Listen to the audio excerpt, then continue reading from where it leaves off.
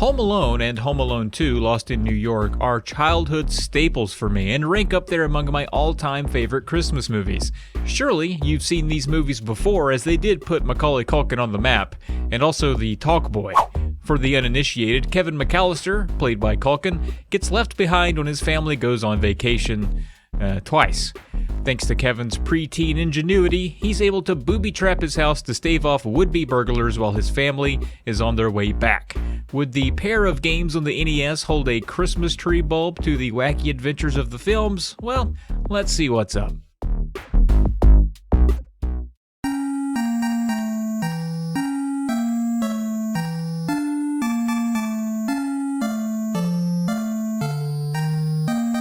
This game has a reputation for being simply awful, and some even say unplayable, but I wouldn't quite go that far.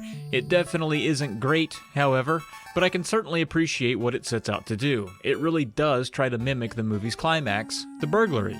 As young Kevin, you're pretty weak to Harry and Marv, so if they catch up to you, you're done. You get one chance, one life to evade them, and you have to do it for 20 minutes. And that's the biggest drag. If you evade them for 19 minutes and 55 seconds and get caught, you just wasted 19 minutes and 55 seconds. So restarting this one is always a tough pill to swallow after a decent run. Speaking of run, that's all you do here. As Kevin, you run around the McAllister residence collecting booby traps and dropping them for Harry and Marv to run into. You can get all kinds of different traps, all recognizable from the movie, like the micro machines, or the clothing iron, the tarantula, etc. The kicker is, if you're going to catch Harry and Marv in a trap, you have to see it happen before it works. If you put down a trap and run off leaving it behind, they aren't affected by it. You can pick up the traps and move them around though, so each is reusable. The McAllister house is pretty true to the movie version as well. You see the window near the Christmas tree where Harry came in and stepped on the ornaments, there's the steps down to the basement, there's the creepy furnace, Buzz's room, the treehouse, and so on. So far, so good. You're running from the wet bandits and leaving traps to trip them up so you can run past them or further away from them. Not bad. The crappy thing is that the controls are really aggravating.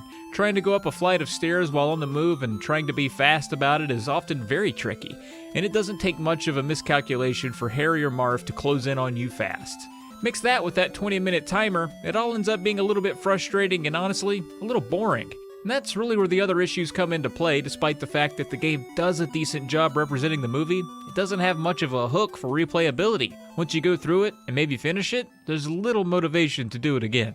The booby traps don't move around the house doesn't change, there's no alternative mode, no multiplayer piece.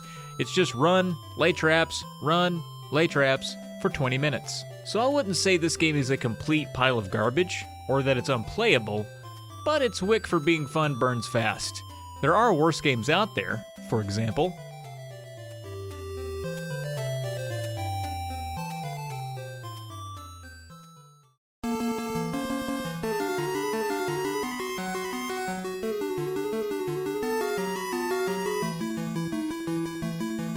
Home Alone 2 took place in New York City, and, like the film, Kevin finds himself alone in the Plaza Hotel and separated from his parents.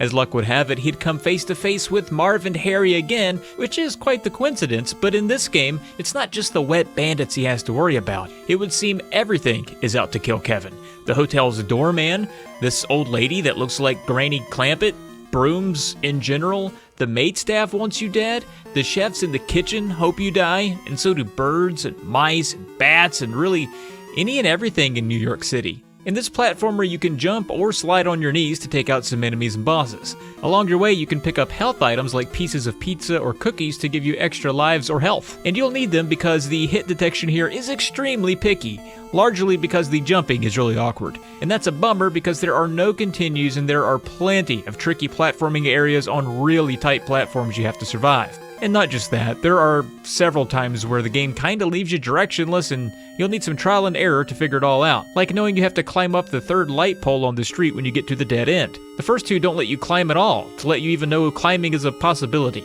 Booby traps are back, but it's not always clear how to use them. You'll have to find keys to unlock some doors, and you'll need to know which of your weapons can even do damage to bosses. For example, you can get what I will assume are toy guns and a stun gun.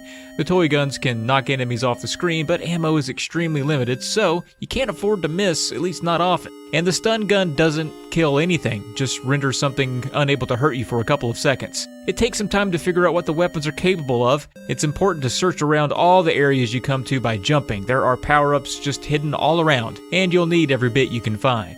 But not all power-ups are that great. For example, if you find a bell, Kevin gets the ability to do a spin jump, almost like a Metroid screw attack, except awful and not that at all. Sure, your jump can hurt some enemies, sometimes. If you have to jump to shoot something though, your shot will go wherever it wants, and more often than not, it'll just go behind you, thus wasting your ammo. Come on. The game is pretty short with only 4 stages, but it's pretty tough with the lack of continues, the cheesy deaths, and the all-around finicky way that it plays. Sure, you're running around New York like the movie and trying to outrun Harry and Marv, but there's just so much filler here that doesn't fit or make sense that it results in this one somehow being less fun than the first game.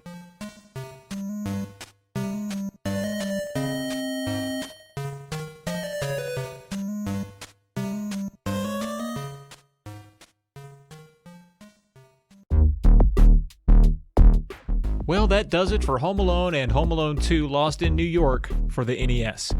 If you forced me to choose one or the other, I'd have to go with the first one. The second one just completely misses the mark at every turn. But honestly, neither are worth your time. Alright, that does it for Home Alone games on the NES. Keep the change, you filthy animal, and thanks for watching.